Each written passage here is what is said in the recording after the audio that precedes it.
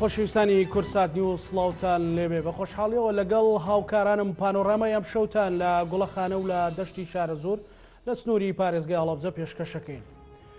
کۆمەڵێک پرسی سیاسی جۆرە جۆر لەسەر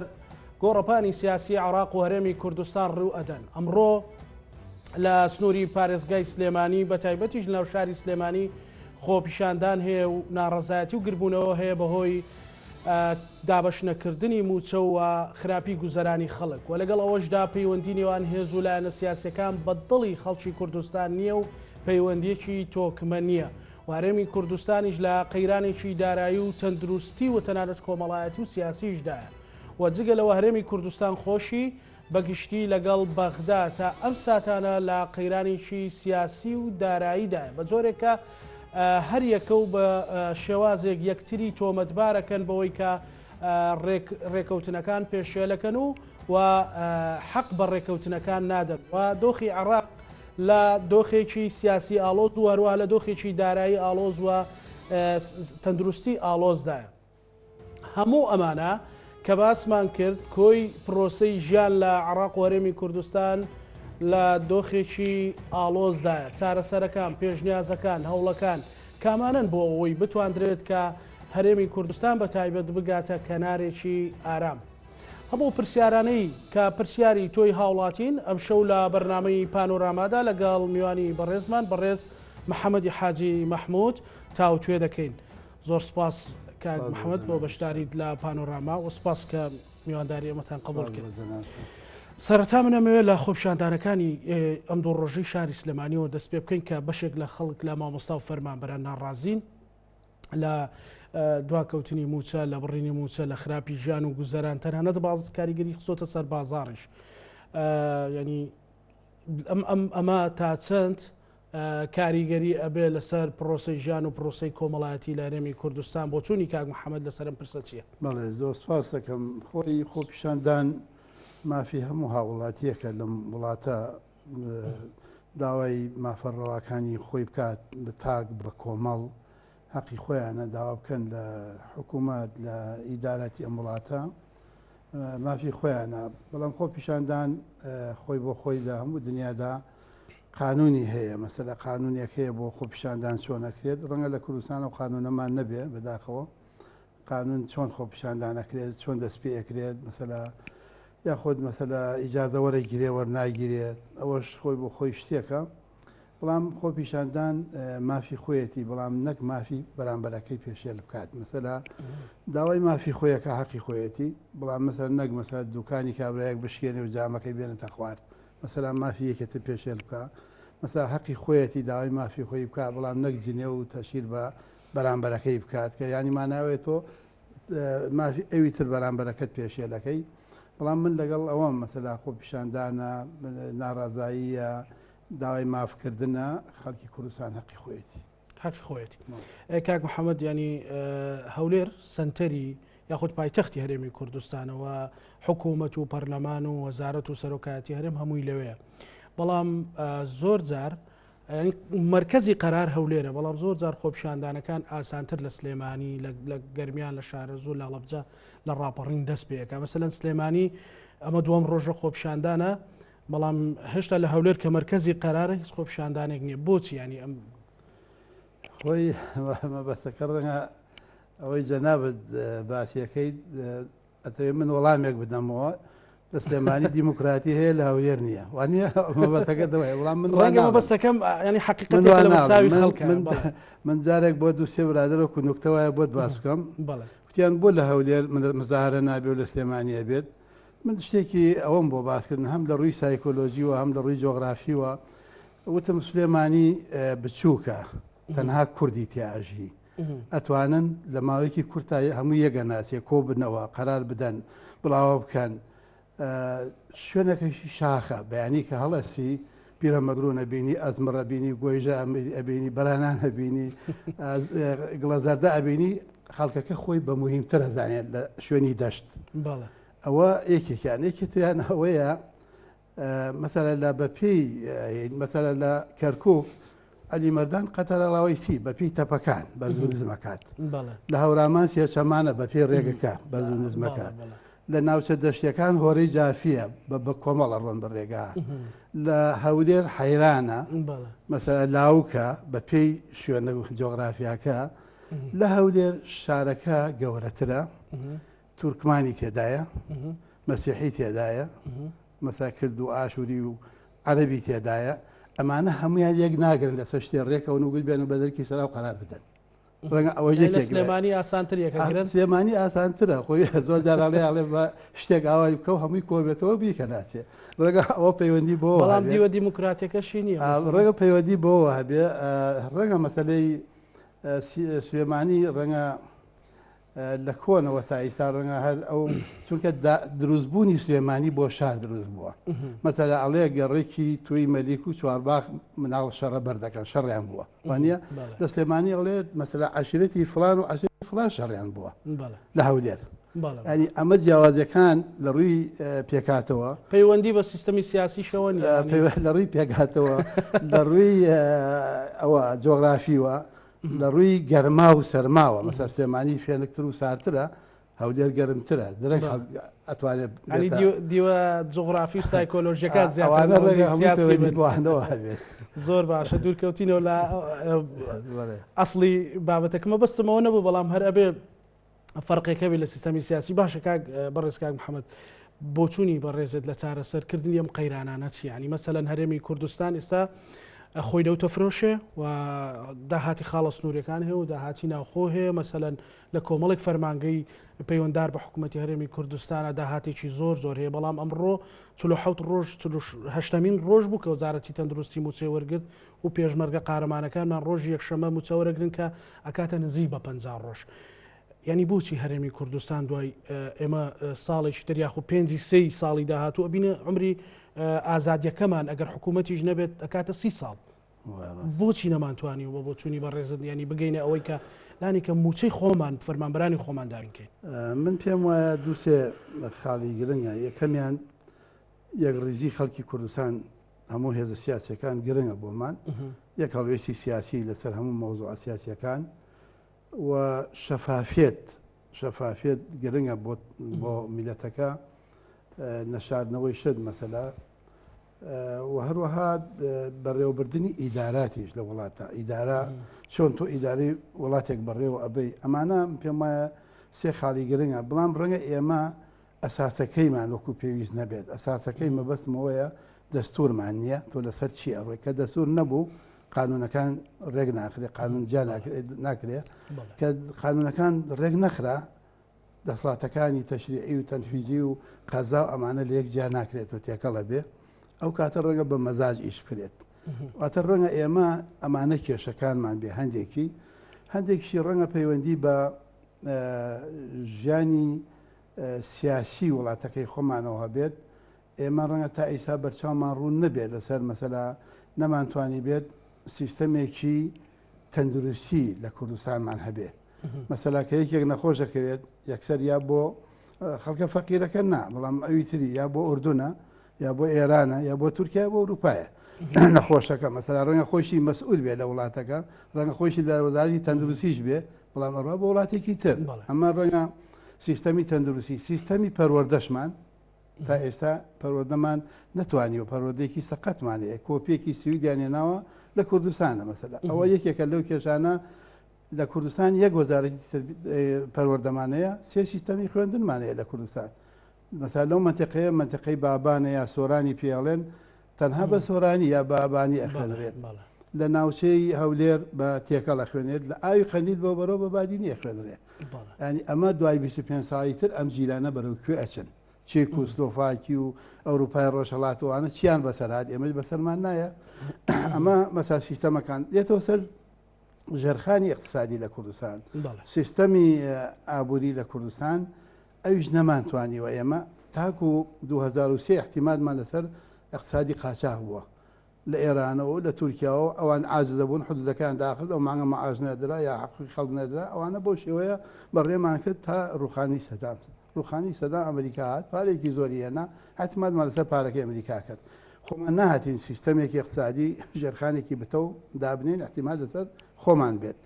چاوەڕێ ئەوان بین کە چاوەڕێ ئەوان بین کاتێکە لە بەغدا پارەکە نەما هەموو شت وەستا مەسەلا ئێستا بڕۆ هەیکەلی بینا هەیە لەو شارانە لەو ڕۆژە و پارەکە وەستاوە ئەمە ڕێگەزانی ئەمە لەکوێ ئەو پارەی باتون کاتێ ئێمە تەنها خەزێنەیەک بوونیان ئێمە مثلا من گوێم لێ زۆرجا مەسەلا وەزارەتەکانی خۆمان هەڵێن ئەگەر پارەکە لە بەغاوەمیش تەوزیعەکەم جا تەوزیعکردن هەموو کەسێکا پەیداکردنەکەی چۆنەکەی ئیدارەکەی چۆن بەڕێوەبەی ئەمانە ئێمە نەمانتوانیوە سیستەمێکی اقتصادی ڕێک بۆ تەنظیم بکەین هەتا پێش ڕوخانی سەدام بەو ئیمکانەتەکەمەوە موچەژە درا خزمەتگوزاری ژەکرا بەڵام ئێستا بەو هەموو ئیمکانەتەوە ناکرێت ئەوەی ڕەنگە بگرێتەوە بۆ هەندێک لە حیزبەکان بە تایبەتی یەکێتی نیشتمانی پارتی دیموکراتی کوردستان ئەوەندەیان خەڵک تاعین کرد بۆ دەنگدان لە ئینتیخابات ئێستا گیریان خواردوو بەدەستیوە ینی بۆیان ڕێک ناکرێت بۆیان تەنظیم ناکرێت هەرێمی کوردستان پێویستی بۆ هەموو موچەخۆر و فەرمانبەرە نییە ئەوە نییە ئەوە یەکێکی ترەوەیە مەسەلا زۆربەی خەڵکەکە بە نانی دەرەوەی قانون معاشی بۆ براوەتەوە بە ڕەغبەت مەسەلا نامەیەک نووسراوە فڵان وەکو وەزیر بۆی دانێن شۆڕژگیە ڕقەی ناکە لە شاهوە بەڵام وەکو وەزیر بۆی دانێت ئەوەکو وەزیر بۆی دانێن ئەمە خۆی بۆ خۆی ناقانون نییە مەسەلا جیاوازی لە نێوان تا شەهیدەکانە جیاوازی لە ناو مەسەلا شتەکان لەسەر ئەساسیەوە نەبووە کە پلەی خوێندەواریەکەی چەندە ئەوانە جگە لەوەش پارەیەکی زۆرە بۆ گویانە داوەتێ ئێستا هەیە مەسەلا دەرماڵەکەی لە معاشە ئەسڵەکەی زیاترە کەواتە بێس ینی ناڕوونیان ناشەفافی بە سەروبەرەی هەیە ئەمانە وای کردووە کە ئەوە بێت یەکێتر ئەوەیە مەسەلا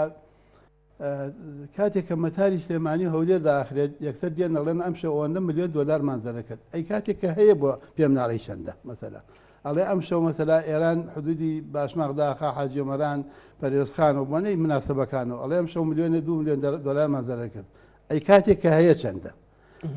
مەسەلا داهاتەکان ڕێک ناخرێت بۆ ڕنێو تێگە گرفتی بۆ دروستە بێ ئەڵێ 25 ملیۆن دۆلار ئەڵێت کە داخری ئەڵێ ئەوە نەم زەرەر کرد بەڵام کە وەختێ دێت قسە ناکە نایڵێت ینی ئەمە یەکێکە لەو کێشانە کە ئێمە شەفاف نییە ڕێک ناخرێت تەنظیم ناکرێت ڕەنگە ئەمانە هەمووی کۆبووەتەوە ئەمانە هەمووی کۆبووەتەوە جگە لەوە لە بەغدەگەڵ بەغدا مەسەلا ئێمە کۆمەڵێک شت لە دەستوری عێراقیە بەسەر کووردا تێپەڕیوە ینی ئێستا کە ئێمە گیرمان خواردە بەدەستیەوە یەکێ لەوانە مەسلەی پێشمەرگە کاتی خۆی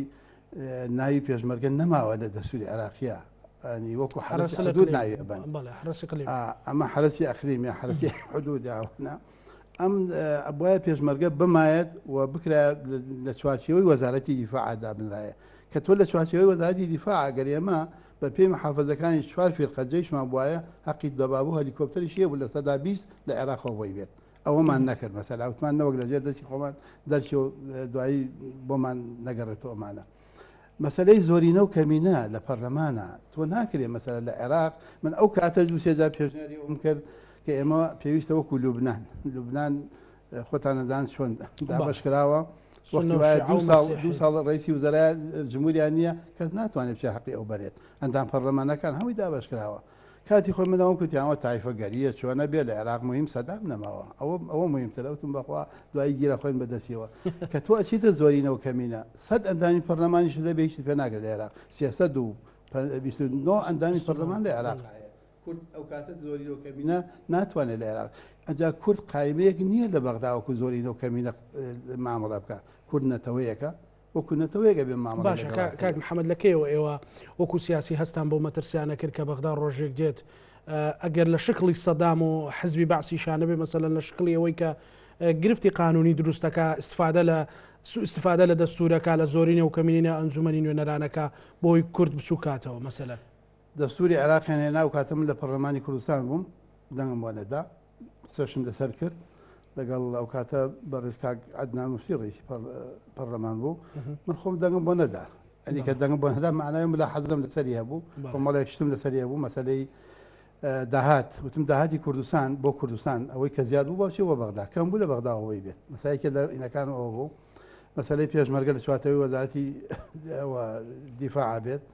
مەسەلەی کەمینە زۆرینە نەبێت ئێمە هەتا لێرە تا ئێستا لە بەغدا ئەوەی ئێمە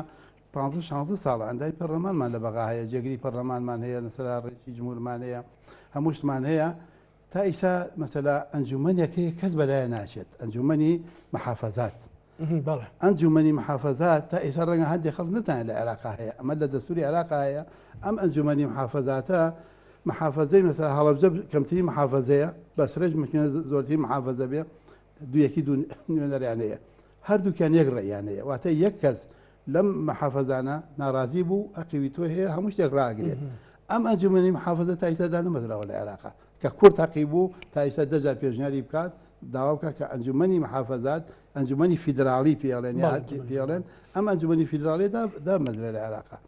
ئێمە خۆمان بە دوای شتە ئەساسیەکانە نەچوین، مەسەلەن نەماتوانیوە ئیتفاقیەی تورکیا و عێراقی 84 هەڵەشێنەوە، نەماتوانیەوە ئیتفاقی جەزایری 85 هەڵەشێن، ئەم پەرلەمانی توانی هەڵەشێنێتەوە. باش یەکێکتر لەو گرفتانە کە خەڵکی کوردستان گلەیی لێ هەیە کاک محەممەد باز لەوە کرێ هەرێمی کوردستان و حکوومەتی هەرێمی کوردستان ئەوەندەی ڕۆ تورکیا ڕۆیشتووە لە تەسلیمکردنی نەوت و بۆڕی نەوت و فرۆشتنی نەوت ڕۆ بەغدا نەگەڕاوەتەوە، کامیان بۆ قوارەی سیاسی هەرێمی کوردستان زیاتر بەرژەوەندی هەیە و ئەوە هەردووچمان تەجروبە کردووە. خۆی ئێمە لە ڕاستی تا ئێمە لە چوارچێوەی عێراقا بین کێشەکەمان لەگەڵ عێراقدایە، بەڵام مەسلەی نەوت مەسلەی ئەو ڕۆژە باسی 50 ساڵە کرێوە نیە عقدی 50 ساڵ عقدی 50 ساڵ من خۆم بۆ خۆم ینی تا ئێستا باسم نەکردووە، ینی کەسیش باسی سوالی نەکردووە. من پێم وایە یەکێکە لە شتە گرنگەکان کە کورد کردوێتی،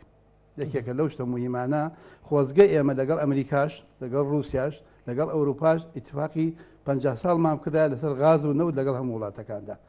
ئەو کاتە ئەوان مەسەلا خۆتە دەزانی مەسەلا لە کاتی ڕفراندۆمە هەموو حدودەکانمان لێ بەسرا تورکیا لەبەر ئەو ئیتفاقی حدودی تورکیا. بەڵام باز لەوە کرێ کەمیەتێکی زۆر کەم لەو قازانجی نەوتە دێتەوە هەرێمی کوردستان بەوەی مەسەلەن لە حەقی بۆڕیەکە لە حەقی خەدەماتەکەی حتا لە بانقەکان کەمێکی کەمی بۆ هەرێمی کوردستان. من خۆم بە خۆم لە ڕوانگەی نەتەوەیی و نیشتمانەوە مەسەری وەزعەکانەکەم لە ڕوانگەی کاینترەوە لە ڕوانگەی نەتەوەیی و نیشتمانیەوە کورد هەتا نەوت و غاز هەر میلەتێک نەوت و غازی خۆی نەفرۆشێت هیچی پێ ناکرێت، ینی ئەوە من خۆم قەنەعاتی خۆم وایە. ئێستەوەی فرۆشین مەسەلا ڕەنگە ئەو نەوتە یا کە ئیفرۆشین مەسەلا ڕەنگە هەندێکی بەشی تەنها عینەکان بکات ئەو شەریکانی کە تێدا مەسەلا دەریێنن نەوتەکە دەریێنن، چونکە تۆ یەکەم دەوڵەت نی ناتوانانی مەسەلا لەگەڵ وڵاتێکا بێت ڕاستەوخۆ بفرۆشی پێی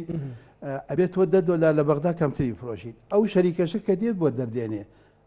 لە بەغدا ئامێری خۆی هەیەشتی خۆی هێشتی ڕسمی هەیە تۆ بێت $10 کەمتری بدەیتێ لە بەرەوە بۆ دەردێنێ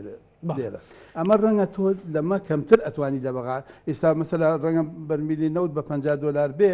بۆ ئێمە ڕەنگە $30 کەمتیش بێنێتەوە، ڕەنگە ئەوە یەکێک بێ، بەڵام بوونی سەرچاوەکە وەکو سەرچاوەیەک ڕەنگە کەم بێ، ڕەنگە مەسەلا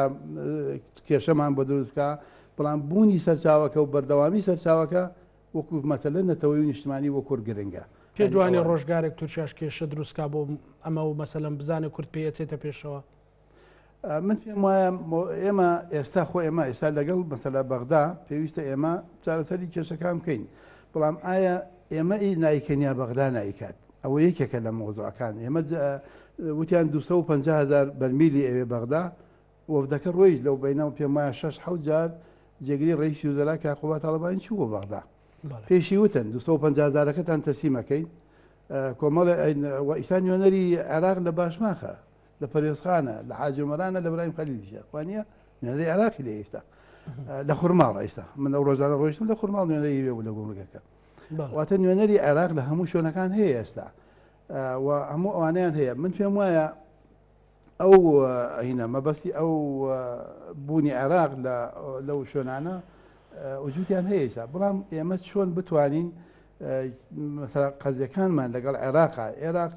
ئایا قوبولی هەیە وتی 250,000 بەرمیل نەوتیان فەرموو ئەڵێ 480,000 مەوێ، ئەمە خۆی وەکو بەهانە مەسەلا بۆ 250 کرد بە 480,000 ئەمڕۆ مەسەلەن بەڕێزێک پێوتم وتی حەزەکەم ڕێی کاک ئەو پرسیارە لە بری کەسێکەکە مەسەلەن پێشمەرگەیەکی دێرینەوتی حەزەکەم ئەمە لە کاک محەممەد پرسی کورد لەگەڵ بەغدا ڕێکەوێ باشترە یاخود بە زۆرێکی تر کورد لەگەڵ بەغدا ڕێکەوێت گونجاوترە بۆ موچەوژیانی خەڵک یان خۆی ئیدارەی خۆی بدات. من پێم وایە ئەگەر بتوانێت خۆی ئیدارەی خۆی بدات خۆی بیدات ئەتوانێت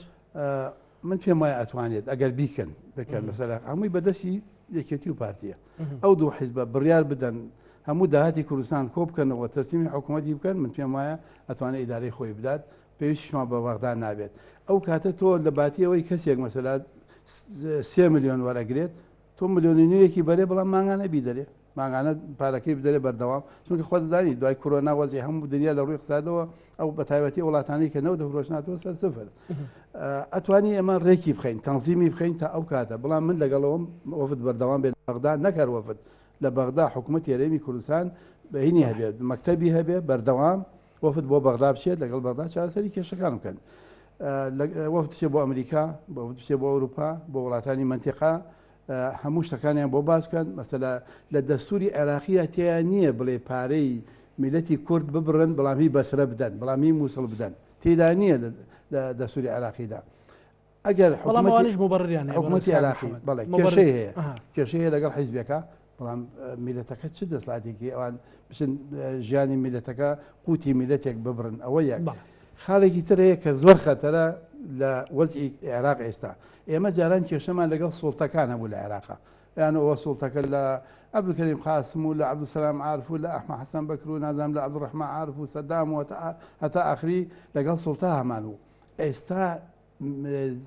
عەرەب دژی کووردە ئەوە خەتەرە مەسەلا ئێستا لە بەغدا هەر حیزبێک دژی کورد بێت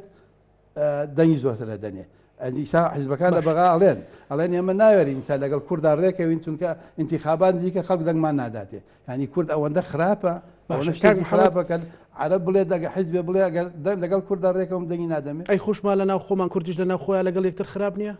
با کورد لە ناویەکە نەکرد خراپە کورد لە ناویەکە ینی من پێم وایە ئێستا تابووری 5 هەیە لە کوردستانە تابووری 5 لە دواوە مەسەلا دژی وڵاتەکەی خۆیەتی میلەتەکەی خۆیەتی من نەمدیوە لە دنیادا کەسێک دژی ئەوەن بەو شێوەیە بە ئاشکرا دژی وڵات و میلەتی خۆی بێ بۆیە پێم وایە من ڕازی نیم لە ئەدای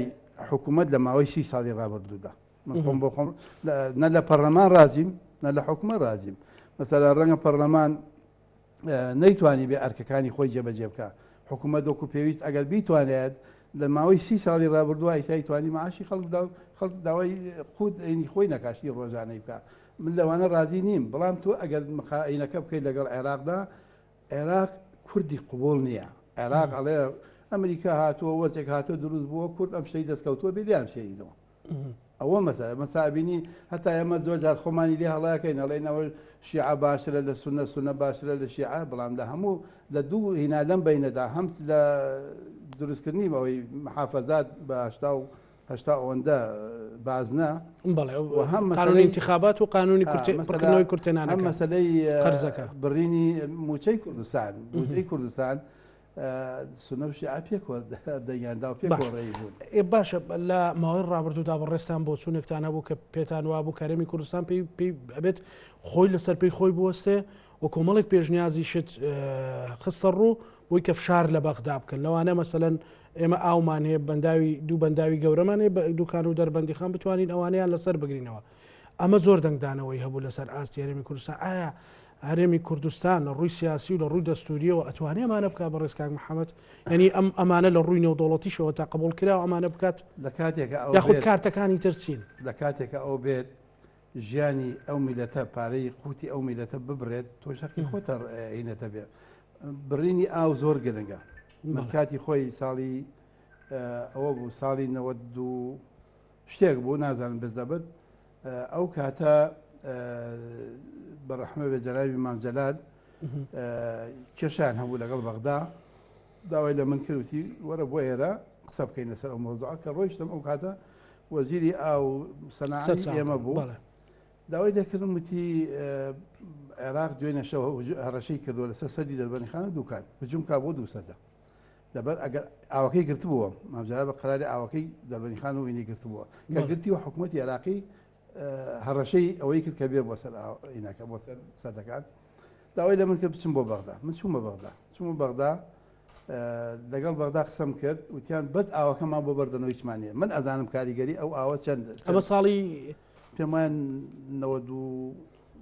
2000 لەو حدودا بوو نازانم ئەو کاتە ئیدارەی سلێمانی حکوومەتی خۆی من چوومە بەغدا دوایش هاتمەوە ئەوەدەکی یەکێتیش دوای چووە بەغدا ئاوەکەمان بەرداوە من کە چوم هاتمەوە ئەنی ڕۆژ ئاوەکەمان بەرداوە بۆیان وان تەنها داوای ئاوەکان کرد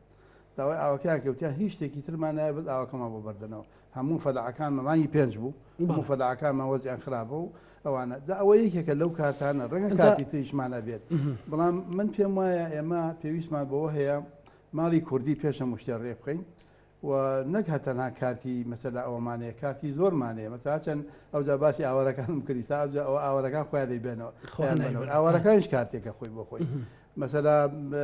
ئەوە ئاو کارتێکە بۆ خۆی مەسا کشانەوە لە بەغدا کارتێکە باشە پرسیارێک هەبوو لای خەڵک بەڕێ سکاک محەممەد مەسەلەن لەشکرێک لە خەڵک لە سیاسیەکان بە تایبەتی لە هێزە سیاسە باڵاکان موچەوەرەگرێت لە بەغدا لە سەرۆکایەتی کۆمارەوە بۆ وەزیرەکان بۆ ئەندام پەرلەمانەکان بۆ ڕایشکارەکان بۆ ئەندە ئەمانە هەمووی هەتا تەنانەت باز لە کۆمەڵێک پاسەوان و هێزی شەکرێ ئەمانە لەوێ موچەوەرەگرن بەڵام باز لەو کارتانە ژەکرێ مەسەرەن ئەمە هێندەی تر خەڵکی کوردستانمان دوو ناکە من ڕێز و احترام هەیە بۆ ئەو ئەوانەی کە لە بەغدا موچەوەرەگرن هەمویان ڕەنگە هەندێکیان مەسەلا علاقەی بێرەوە هەبێت چونکە مەسەلا مەسەلەی پەساپۆرتە مەسەلەی کۆمەڵێشتەوە هەڵبەتە ئەوانەی لە بەغدان نەک دایرانی لە بەغدان لە ڕاستیە ئەوان ئەبێ سوعاد لە خۆیان بکەی چۆن پیان قوت دەدرێت لە کاتێکە قوتی خەڵکی کوردستان بڕاوە ئەوان لە بەغا پێکەوتو ماژۆرەگرن ئەین چۆن پیان وەرەگیرێت خۆیان بەڕێز کاک محەممەد وایە چیە کرد من ڕێیم جیاوازە لە هەموو کەسێک منژم ئەم ڕێ جیاوازی بەڕێستمەوێت من بوایم هاتمەوە معاشیش مەوێ هیچ شتێکم ناوێت هەتا میلەتەکەم نەیدەنێ ئەنی من چۆن بتوانم لە بەغا ئەنی خۆم چۆن توانم قبولی کەم دوو معاش بە یەک جار وەرگرم کە معاشی بەغدای خۆتان نەزان وەکو ئێرە نییە معاشی بەغدا ڕەنگە ئەندام پەرلەمانێک لەوێت بەقەدەر وەزیرە لێ بەقەدەر دە وەزیر ئێرە هەبێت لەبەرەوە ئەو جیاوازە لەگەڵێدا من دەڵێم چۆن خۆی قبوڵەکات وەریگرێت بەڵام میلەتەکەی و کە سوگارەکەی لێرە دوو مانگە معاشیوە ئێستا دوو بۆ چون هەیە بەڕێز کاک محەممەد بۆ چونێک ئەڵێت ئێمە لە بەغدار مەسەلەن حکوومەتی بەغدار ڕاست دەکات ئێمە گەر لە سەردەمی بەڕێز عادل عەبدولمەهدیە بڕێکنەوتمان بنارد بایە لە سەردەمی بەڕێز مستەفا کازمی ڕێکەوتنێ بکەین بڕێکنەوت بنێرین ئەتوانین ئەو مافا و استحقاق و 320 ملیارە 400 ملیارە بێت بۆ هەرێمی کوردستان و تەکمیلەی موچەی پێ بکرێ ماگانە بۆ چونێکی تریش هەیە پێی وایە کە نەخێر نابێ ئێمە نەوت بدەین بە بەغدا بە ئاسانی و ئێمە نوعاً ما بەم فۆرمەش بێ زۆرێک لەسەر بۆ خۆیمان هەیە کامیان ڕاستە لە ئێستا بەڕای من نەوت ئەوەندەی کە مەسەلا هەیە بەغدا لەسەری ڕێکەوتون 250,000 بەرمیل لە چەندە ئەمە بدرێ بە بەغا ئاساییە لای من ئەنی هیچ کێشەیەکی نییە داهاتی حدودەکان بەشیەکان چۆنە بدرێ بەغا ئاساییە نوێنەری عێراق لە حدودەکان بێت ئاساییە بەڵام من لەگەڵ ئەوە نیم هەموو نەوتی تەسلیمی عێراق کرێ لەگەڵ ئەوەش نیم حدودەکان تەسلیمی عێراق کرێ بە هیچ شێوەیەک من لەگەڵ ئەو شتانە نیم لەگەڵ ئەوەش نیم عێراق خۆی بێ معاشی خەڵکدا لێرە لەگەڵ ئەو سێ خاڵە نیم بە هیچ شێوەیەک و لەگەڵ ئەوە نیم کە دژی قەوارەی سیاسی لە کوردستان و ئەو هەرێمە دژی ئەوە مامەڵە بکرێت من لەگەڵ ئەوانە نیم بەڵام ئەتوانێت مەسەلا ئەتوانێت چارەسەری تری بۆ بدۆزێتەوە ئەوەی کە ڕێک ناکەوێت تا ئێستا من پێم وایە ڕاستە لە هەرێمی کوردستان کۆمەڵی کێشە و مەشاکیل و ئەوانە هەیە بەڵام عێراق ئامادە نییە مەسەلا عێراق مامەڵەت وەکو نەتەوەیەک لەگەڵ ناکات لێرەدا عێراق هەوڵەدات کێشت بۆ دروستکات لە کوردستانە مەسەلا ئەمانە هەمووی کۆمەڵێک مەسەلا خاڵی گرنگە بۆیە من پێم وایە ئێمە ئەتوانین لەگەڵ عێراق بگەینە نەتیجە ئەگەر ئەو بگاتێ ئێمە قەزیەمانەیە ئەو کێشەی لەگەڵ ئێمەیە ئێمە کێشەمان لەگەڵ بەغدا هیچ شتێک نییە ئێمە قەزیەکمان لەگەڵ بەغدایە بەغدا کێشەی لەگەڵ ئێمەیە ئێمە ئەتوانین قەزیەکەی خۆمانیان بۆ تەرە بکەین بێن لەگەڵمانە ڕێکەوە بەپێی دەستوری عێراقی ئەوان دەستوریان پێشێل کردووە مەسەلا عێراق دەستورەکەی خۆی بۆ خۆی پێشێل کردووە مەسەلا ئەگەر دەستور پێشێل نەکرایەت ئێستا ڕیسی وزەرای ئێستا ئەو بەڕێز کازمی ڕیسی وزەرایە بەپێی دەستوری عێراقیڵێ گەورەترین کتلە ئەبێت بێت حکوومەت تەشکیلکە لە عێراقا کە کتلەی سەدرە بەڵام ئەمان هاتوون پێشێلی دەستوریان کردووە بەڕێز کازمیان یە ناوێگەندە پەرلەمانی نێکودان و ڕیسی عێراقیش ئەمە خۆی دەستور پێشێلکردن نامی لەوێدا مەسەلا لەبەرەوەم پێم وان نییە نە ڕیسی وەزەرای ئێستا لە عێراقا شتێکی پێکرێ و نا ئەوەی ئەکرێ وەکو پێش باسی جەنابتم کرد هەڕەشە لە کازمیەکەن ئەڵێن ئەگەر تۆ پارەکە بنێری لاتە بین لە ڕێسی وزرایی کۆبوونێکی پەرلەمان بەقەدە دکتۆر عادل ئەوەی پێچێت لایە بەنەویش لەبەرم پێم وایە کێشەکە لەوە خۆڵترە کە ئێمە سەیری ئەەکەین لە دوورەوە ئەیبینین ئەوان کوردیان بە شەریک قوڵ نییە لە وڵاتە ئەڵێ کورد وەزێکی سیسنایی هاتووە ئەمریکا هاتووە سەدام ڕووخاوە هاتوونتە پێش و ئیسپانیان لەم وەزع کردووە ئەبێ وەکوخوایانی لێ بکەین. باش ئێستا قسەیەکێ کە لە چەند ڕۆژی داهات و کۆبوونەوەی لوتکەی هێزە سیاسیەکان بکرێت لە عێراق و کوردیش بەشدار بێت پێت باشە کورد ینی مثلەن پارتی یەکێتی حزبی سۆسیالیست یەکگرت و کۆمەڵ لە هەر ئاستێک کە بەشدارە بێت بەڕێستان پێت باشە یەک پاکێجە بێ و پاکێجە چی بێ مثلەن پاکێجە کوردیەکە لەناو ئەو کۆبوونەوە داوای چی بکات؟ کورد من پێم وانە هەموو شتەکان تەنها لە پارا کۆکرێتەوە بەڵێ مادەی 140 هەیە خەڵکێکی زۆر مانیستا ئەرزی لێسنێتەوە دەرەکرێت لە داخۆک لە کەرکوک لە دووز لە خانەخین ڕۆژانە خەڵگە کوژێ هەتا ڕاتە سنجات مۆزوعی مادەی 140 یەکێک لە خاڵە گرنگەکانی بێ باس بکرێت لەگەڵیانە مەسەلەی حدودی کوردستان کوێیە ئەوان مەسا حدودی کوردستان ئێمە هەمومان بە حەملی هێزانی بە مەسئولی هێزانی بە فەتحی هێزانی بە خاپوری هێزانی بەڵام حدودی کوردستان ئەوان بە بارمەخان و بە خۆرەت و بە جەبارە و بە ئەوێنە و بە فایدەی هێزانن ئەمە یەکێکە مەسا ئەساسەکان ئێمە لەگەڵیانە باس بکەین و مەسلەی ڕێکەوتنی لەگەڵ عێراقا لە ڕاستیان ناگەیتە تۆ هەموو گڵی شتەکان هەموو شتەکان کاتی ئەکرێت ڕەنگە مەسەلا بۆ ماوەی ساڵێ بکرێت دو ساڵ بکرێت ئەینە ئێمە لەگەڵ عێراقا ئەوەی ئێمە ئەمانەوە عێراق نایکە ئەوەی عێراقی ئێمە نایکەین لەبەرم پێم وانییە عێراق و کورد بگەنە ڕێکەوتنێکی ڕیشەیی بنەڕەتی هەموو جارەکان جگە لە جیابوونەوە چۆن ئەگە بتوێت کێشەکان چارەسەر بکرێت بە جیابیتەوە لە عێراق ئەنی کێشە لەگەڵ عێراقا چارەسەر نابێت بە هیچ شێوەیەک بەڵام دۆخە ئیقلیمیەکە دۆخە نێوخۆیەکە دۆخە نێو دەوڵەتەکە یارمەتی ئەمە ئەدات ئێمە کە شۆڕشمان کرد اتفاقی جەزایر هەبوو پرچی کەسیشمان نەکرد حکوومەت عێراقی ناسا بوو بێ لەگەڵماندانیشە لە سەرمێزی گفتوگۆ ینی ئێمە نابێت چاوەڕێ ئەوە بین کە شتێکمان بۆ بێت و بێن بۆمان ئەوە سربەخۆیی حکمی ذاتی نازانم هەرچی پێ ناوە بیخەنە سەر سینێکی زێڕین و بێن تەقدیممان کرد ئەبێ ئێمە خۆمان داوای مافی خۆمان بکەین خۆمان داوای حەقی خۆمان بکەین لەم وڵاتە ئێمە ئەمانەی باشە لە چوارچێوەی عێراقی لەگەڵیان فەرموو بەڵام کە ئەو بە عێراقیت نازانێت تۆ چی بکەی مەسەلا ڕوو لەکوێ بکەیت بەڵام خەلەل هیچ خەلەلێک لە خۆمانان نیە مەسەلەن ئێمەش بتوانین بیان و بڕی بەغدا بکەین بڵێن ئەوە تا خەڵکی کوردستان ئێمە نییە 100,000 بەرمیل نەوتمان داوە بێ خەلەل نییە من پێم وایە ئەگەر ئێمە خۆمان بتوانین ئیمکانەتی کوردستان کۆکەیتەوە تەنزیمی بکەین من ناڵێ مەسەلا ئەوەنە برێنستا حکوومەت یارێ مەڵێ من بۆ مایەک ئەوە نابرم من ئەڵێ من نەڵێ بۆ مایە ئەوە نابرێ لەی ئەوەنەی کە هەیە ڕێکی بخات بڵێ خەڵکی کوردستان من ئەوەندەم هەیە 6 مانگ ئیدارەی خۆی بدات بەغدا ناچارە بێت لەگەڵیان ڕێکەوێت جا تۆ لەگەڵ ئەم 6 مانگەدا ئەم سەیسا ئێمە پێویستمان بۆ هەیە ئەوەی کە بەغدا لەگەڵ کورداییکە لە دەسوولای داوە ڕاگەیاندەکانی ئێمە تەرکیزی لەسەر بکەن کەس قسە ناکە هیچ شتێک ناڵێ مەسەلا گوێم لێ لە ڕاگەیاندەکان هەڵێ وەڵا ئەمڕۆ وەزیری ناوخۆ لە بەغا پێکەنی وەڵا لەمای میزانەکەمان بۆ بنێرێت خەڵکی کوردستان وای لێ هاتووە مەسەلا ئەندامی پەرلەمانە عەلاقەی بە مالیەوە نییە ئەڵێوە عینەکە خەریکە دێت پارەکە خەریکە دێت ئەنی هەموو ئیشی ئەم خەڵکە بووە خەڵکیان تووشی هین کردووە شتی نەفسی کردووە مەسەلا بەڵام کاک محەممەد ژانی خەڵک زۆر خراپە وازی لێبێرن بۆ وەزیری مالیە بە ئەو بیکات ئەو بەڕێبەجێکات وازی لێبێن مەسا بۆ حکوومەت کارە تەنڤیزیەکە وازی لێبێن کارە تەشریعەکە بۆ پەرلەمان یانی دەسڵاتەکان هەر کەسی خۆی بزانێ من پێم وایە ئەو باشتر ئێستا لە ئاخر کەسەوە لە خوارەوە بۆ ژوورەوە کە سوعالی لەکەیت یەکێکڵێ وەکو مژدە پارەکە هات پارەکە نات نەزانام چی هات ینی قەزەی میلەتێک خاک نیشتمان وڵات ئەیچی بکە ڕۆیشت بەڵام ئێستا کۆمەڵی خەڵک گەڵێ مەسەلەن دوێنێ من لە تۆڕە کۆمەڵایەتەکان بینیم پیرەمێردێک بە ساڵات توێ گەڵێ 28 ساڵە مەسەلەن من خەباتەکەم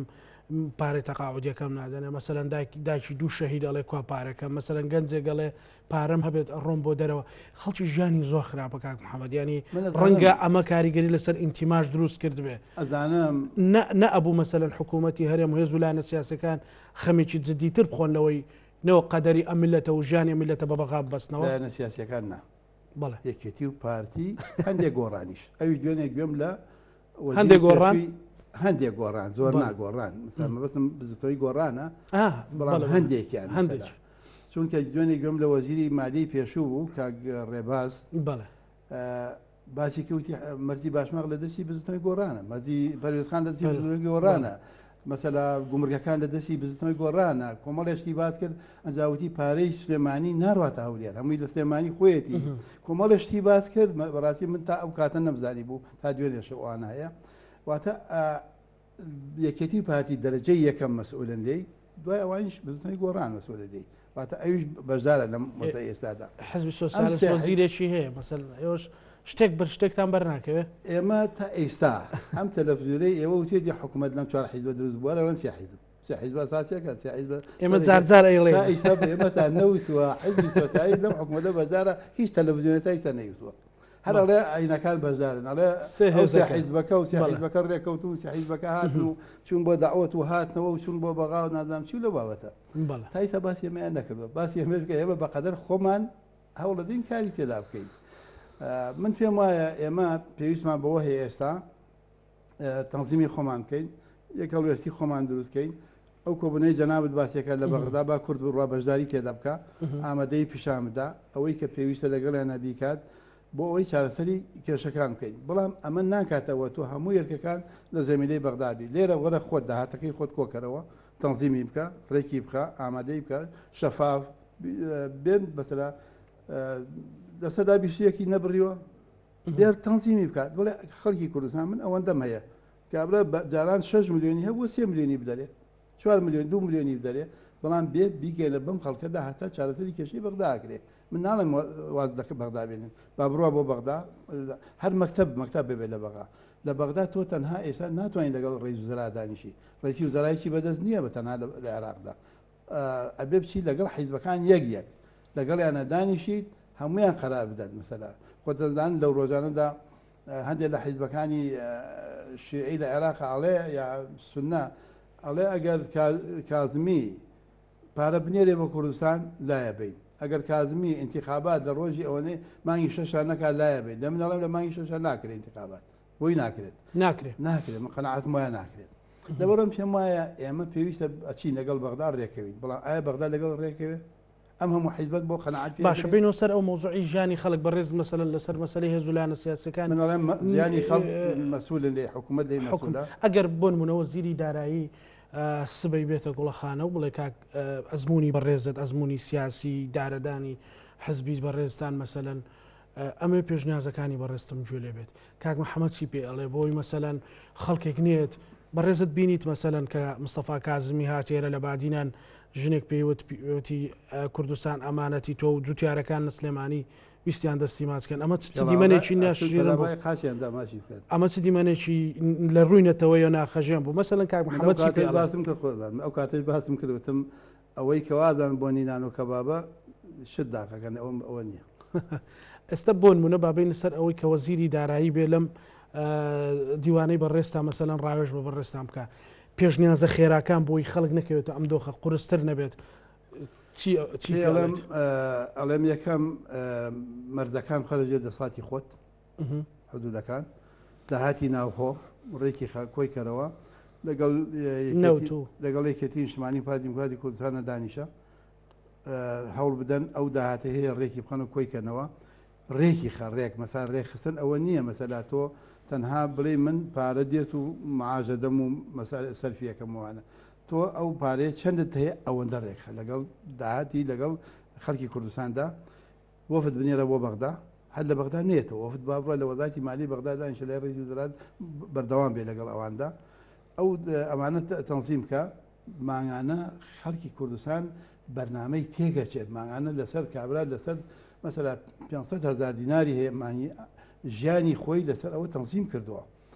تۆ یەک مانگ نەیرێت تێ ژیانی ئەو خێزانە تێگەچێت ناتوانێت ئیش بکات ناتوانێت هەموو شتەکانی لێ تێگەچێت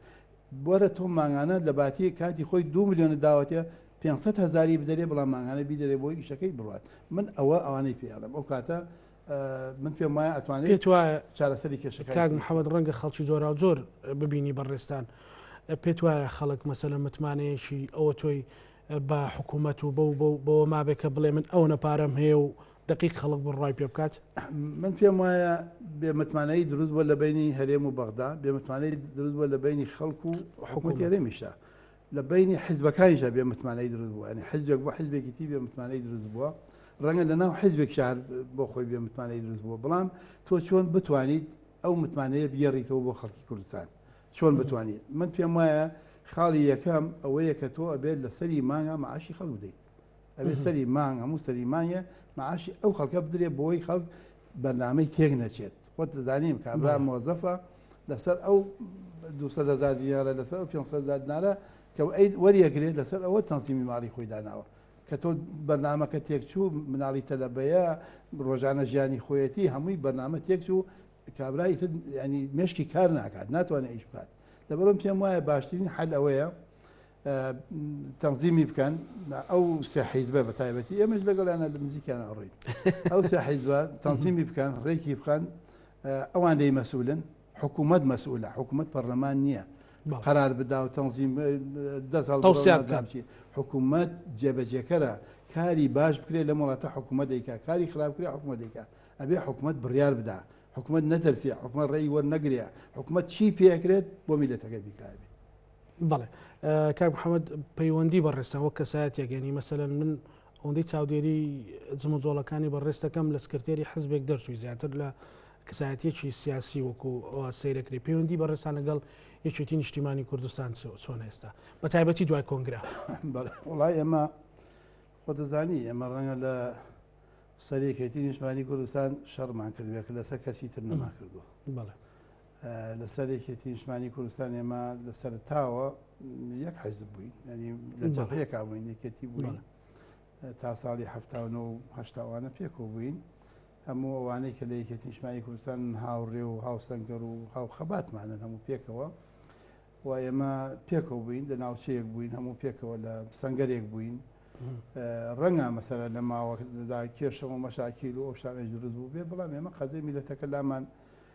گرنگترە یەکێتی نیشتیمانی کوردستانیش بە تایبەتی لە خۆشبوو جەنابی مام جەلال ینی دەورێکی دیاری هەبوو لە کوردستانە لە هەموو ڕووداوەکانە و پەیوەندیەکی تایبەتیشی لەگەڵ منە هەبووە هەمیشە ئەگەر قەناعەتت دەبێ شەڕی ناوخۆ بووە و نامەی بۆ من نووسیوە هەموو ینی لە کاتی شەڕی ناوخۆی سۆسیالیست و حکوومەتی یەکێتی نیشتیمانیە نامەی بۆ من نووسیوە داوای لە من کردووە مەسەلا نامە بنێرم مەسەلا نامەی ناردۆ بینێرم بۆ ئەمریکۆی نامەی ناردۆ بینێرم بۆ ڕیسی ئێرانی نامەی ناردۆ ئەوانەی لەگەڵ من هەمیشە بەردەوام بووە بۆیە ئێمە لەگەڵێکی ڕەنگە ئێمە زەرەی زۆریشمان کردووە مەسەلا ڕەنگە گوڵەخانە سوتا جارێکی یەکێتی نیشتیمانی کوردستان ڕەنگە دایان شەهیدمان دابێت دەیان زەرمەند بووین لە هەموو شوێنەکان ئێمە ئەوانە بووە و هاوسەنگەر بووین ئێمە پێکەوە بووین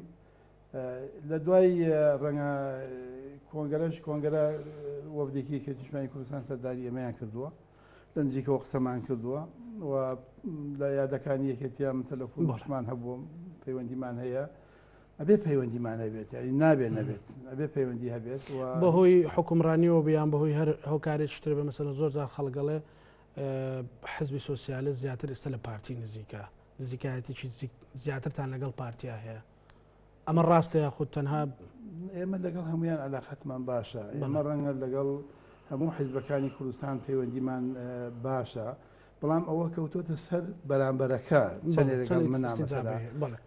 علاقاتی لەگەڵ ئێمەدا چەندێ باشە مەسەلا بەرامبەرەکە ئەگەر چەندێک باش بێت ئێمە لە باتی هەنگایەک دوو هەنگاوانین بۆ هەر پەیوەندی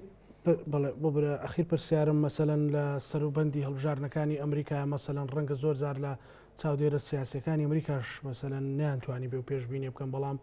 زوو بە ڕێزت وتە جۆ بایدن ئەیباتەوە ئەگەر بە کورتی پێم بڵیت ئێستا جۆ بایدن بردوێتەوە ڕەنگە ئەمە تەجروبە و ئەزمموی زۆر و چاودێری وردی جەنابەت بێت لەسەر سیاسەتی جیهانی و ئەمانە پێت وایە مەسەلەن جۆ بایدن یان ئەتوانێت سیاسەتی بگۆڕێ بەرامبەر بە عراق و هەرێمی کوردستان و ئەمریکا و تورکیاش ئێران و تورکیاش بە تایبەتی بەتاکید من پێم وایە جیاوازی هەیە لە بینی بایدن و ترامپە ئەوەی کە مەسەلا من پێم وایە زۆر مهم نییە بۆ مەسەلەی تەحلیل و ئەو شتانە چونکە ئەگەر هەر کەسێ بەوردی 4 ساڵی ترامپی بینی بێ ئەیدایی دەرناچێت 4 ساڵی ترامپ لە ڕابردوودا من پێم وایە بایدن ڕەنگە پەیوەندی هەیە لەگەڵ کوردایەتی لەگەڵ ڕۆژهەڵاتی ناوەڕاستایەتی 8 ساڵ مەسئولی مەلەفی عێراق بووە خەڵک ئەناسێ لەو منتیقەیە و مستافەکەیشی خەڵک ئەناسێ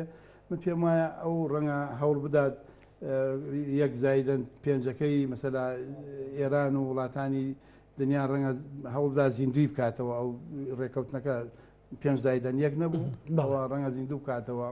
ڕەنگە قوبولی نەکات وەکو مەسەلا چۆن کازمی دەوابێنە پێشمەرگەی شێرە لە کەرکوو ڕەنگە ئەو عەبادی ئەو ڕەنگە ئەوە قوبوڵ نەکات کە عەبادی بێت پێشمەرگە بشێرێ لە کەرکوو ڕەنگە قوبولی نەکات ئێستا پارەی خەڵکی کوردستان بڕاوە ڕەنگە ئەمانە من پێم وانە ئەمریکا هەوڵی ئاشتیەدا لە منتیقە لە ئەوروپا لە منتیقەکە لە ڕۆژهەڵاتی ناوەڕاست بەپێی خوێندنەوە دواسەرنج ناڵم فریشتەیە و دێت هەمووشتمان بووەکە بەڵێ وەکو دواسەرنجی بەڕێز کاک محەممەدی حاجی مەحموود بۆ 2021 بەپێی خوێندنەوەکانت بەپێی زانیاریەکانت بەپێی لێک نزیکی لەگەڵ قیادەی حێز و لایەنە سیاسەکان پێت وایە بۆ دۆخی دارایی هەرێمی کوردستان و تەنانەت دۆخی نەتەوەیشمان باشە بەیان هەر مەتەڕەدی دەبین نا من پێم وایە بەپێی ئەو بینەی کە من هەمە پێم وایە ئێستا هەموو لایەنە سیاسەکان بۆ بەتایبەتی شەیەکەتی نیشتمانی پارتی یەکێتی کوردستان کە ئەوان لە وڵاتە حکومەکان هەموو حیزبەکان پێم وایە هەوڵی چارەسەرە دەن هەوڵی کێشەکانە دەن ئەو نەرمەی ئەوانی سال پەلامبەر بە بەغدایکەن ڕەنگە باش بێ هەنگاوی باشە ڕەنگە من خۆم ڕێئیمان نەبێ هەنگاوی باشە و هەموو هەوڵ دەین چارەسەری کێشەکان بکەین وەزعی ژیانی خەڵک چاکوین وەزعی ژیانی خەڵک چونکە ئێمە حیزبەکان مەسئولن لە خەڵکی کە هەیە لێرە جاران نییە هەرێکێ لە دۆڵێک مەسئول بێت مەسئولن لە 6 ملیۆن خەڵک لە کوردستانە ئەبێ ژیانیشی هین بکەن مسۆگەر بکەن بیپارێزن ڕەنگە لە ڕووی ئەمنیەوە خەڵکەکە خۆی یارمەتی دەربێت لە کوردستان لە ڕووی ئەمنیەوە ڕەنگە لە زۆر شوێنی تر باشتر بێ هیوادارم لە بوارەکانی تری ژیانیشتا بە تایبەتی مەسەلەی ئێستا مەسەلەی موچە بووەتە شتێکی ئەوە ئەو مەسەلەی موچە من پێم وایە ئەتوانین چارەسەر بکرێ بەڵێ زۆر سوپاس بۆ بەڕێز محەممەد حاجی مەحموود توانم بڵێم کەسایەتی سیاسی کوردستان سیاسی نیم بەڵام لەو خەباجێڕی سیاسی کوردستان سوپاس بۆ بەڕێستان بینەرانی خۆشەویست لە گوڵەخانەوە لە شارە زۆر و پارێزگای هەڵەبجەوە پانۆڕامامان پێشکەشکردن لەگەڵ هاوکارانم تا بەرنامەی داهاتوو بەخواتان ئەسپێرین هەر شاد و سەرکەوتوو بن.